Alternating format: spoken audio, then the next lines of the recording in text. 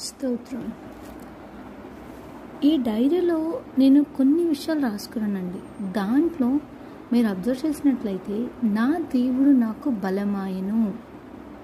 అవును కదా.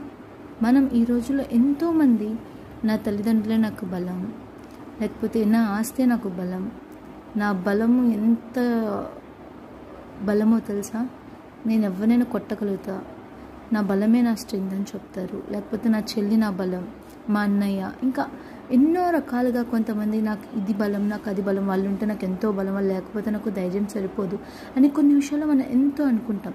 కానీ బైబిల్ ప్రకారం యాజ్ ఏ క్రిస్టియన్స్, దేవుని బిడ్డలుగా మనకి ఎవరు బలం అవ్వాలండి? దేవుడు. నా దేవుడు నాకు బలమాయను. మన అందరం ఎప్పుడైతే మన జీవితంలో దేవుని బలంగా చేసుకుంటామో, ఎటువంటి శ్రమ వచ్చినా, బాధ వచ్చినా, కన్నీటిలో మునిగినా కూడా నా దేవుడు నాతో ఉన్నాడని బలముతో మనం మునుకుంటే ఖచ్చితంగా దేవాది దేవుడు మన పక్షమున ఒక బలముగా, బలమైన కోటగా నిలబెడతాడు. దేవుడు ఈ చిన్ని వాక్యం దీవించునుగాక. ఆమేన్.